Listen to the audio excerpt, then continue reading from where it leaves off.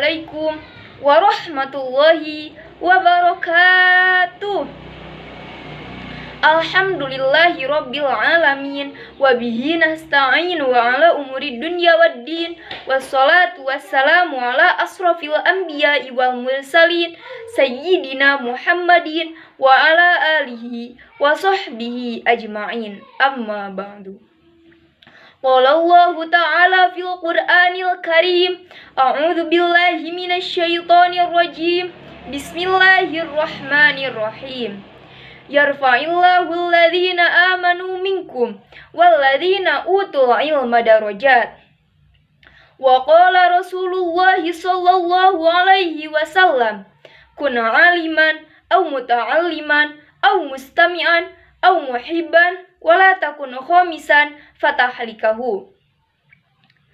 Faya ayyuhal mustami'inal kiram. Di sini saya Citra Indana Zulfa akan menyampaikan sebuah materi yang berjudul keutamaan orang yang berilmu.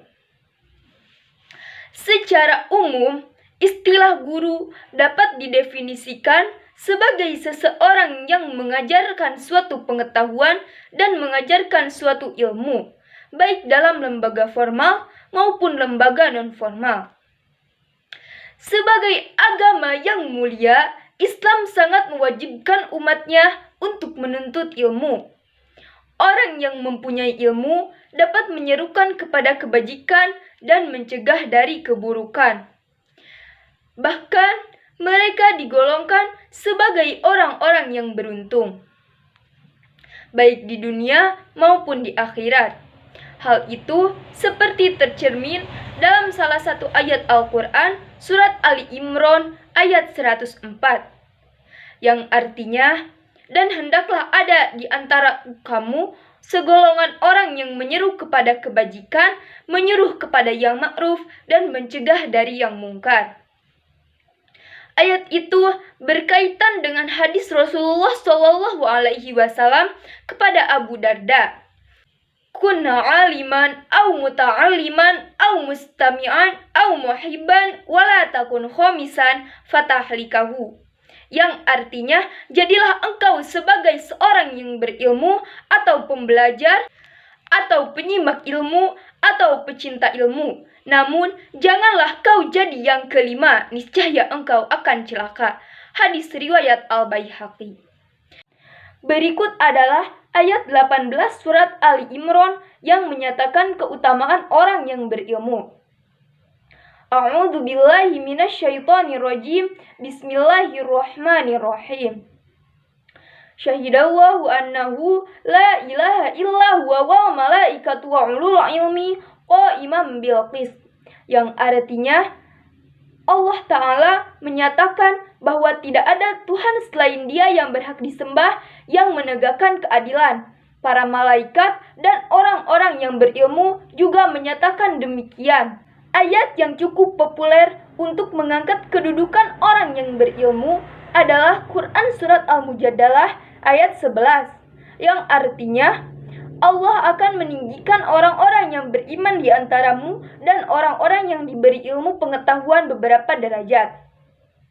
Kaitan dengan ayat ini, Ibnu Abbas menambahkan, orang-orang yang berilmu memiliki kedudukan 700 derajat di atas orang-orang mukmin. Sebab keunggulan mereka salah satunya adalah takut kepada Allah Subhanahu wa Ta'ala.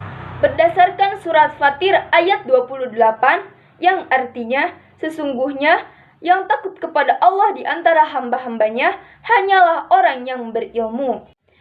Tak hanya itu, orang-orang berilmu juga diberi amanah untuk menyampaikan pesan-pesannya dan menjadi tempat bertanya, sebagaimana Quran Surat Al-Qasas ayat 80, yang artinya, berkatalah orang-orang yang dikaruniai ilmu, kecelakaan yang besarlah bagimu, pahala Allah adalah lebih baik bagi orang-orang yang beriman dan beramal soleh, dan tidak diperoleh pahala itu kecuali oleh orang-orang yang sabar.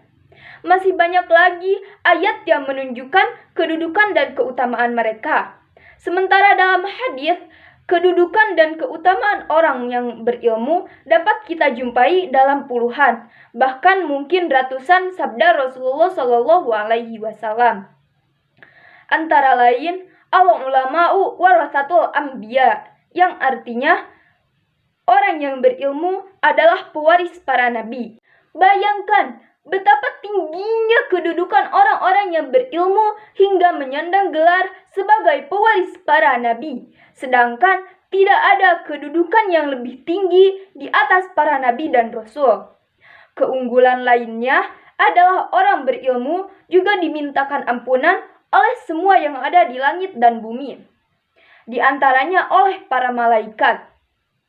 Kemudian, kematian mereka sebagai duka yang sangat mendalam, bahkan menjadi pertanda kian dekatnya hari kiamat. Berdasarkan hadis riwayat Abu Daud, yang artinya di antara pertanda kiamat adalah hilangnya ilmu.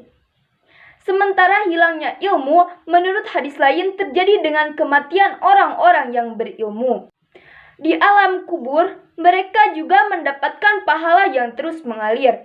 Hal itu sebagaimana yang diungkapkan dalam hadis, yang artinya jika seorang insan meninggal dunia, maka terputuslah amalnya kecuali 3 amalan.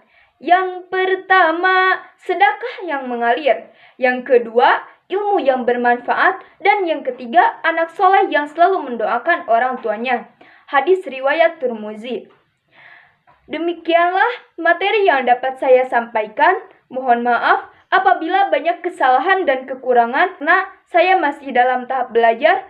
Wallahu muwaffiq ila aqwamit thoriq. Wassalamualaikum warahmatullahi wabarakatuh.